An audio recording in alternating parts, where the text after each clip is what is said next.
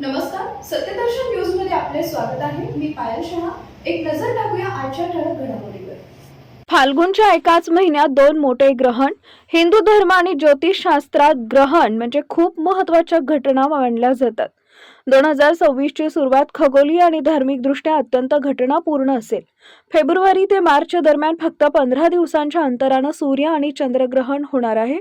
शास्त्रानुसार जेव्हा एकाच महिन्यात दोन ग्रहण होतात तेव्हा ते शुभ मानले जात नाहीत। या दोन्ही ग्रहणांसाठी सूतक काळाची नेमकी तारीख, वेळ आणि नियम काय आहेत ते जाणून घ्या। या वर्षातील पहिलं सूर्यग्रहण 17 फेब्रुवारी 2026 रोजी फाल्गुन महिन्यातील अमावस्येच्या दिवशी होईल। हे ग्रहण भारतात दिसणार नाही। भारतात न दिसणाऱ्या ग्रहणासाठीचा सूतक काळ इथं वैध नाही, त्यामुळे या दिवशी सामान्य जीवनावर किंवा धार्मिक कार्यावर कोणतेही निर्बंध राहणार नाहीयेत। मात्र बरोबर 15 दिवसांनी 3 मार्च 2026 रोजी चंद्रग्रहण होईल। विशेष म्हणजे या दिवशी होलिका दहनाचा सण देखील येत आहे। हे चंद्रग्रहण भारतात पूर्णपणे दिसणार आहे।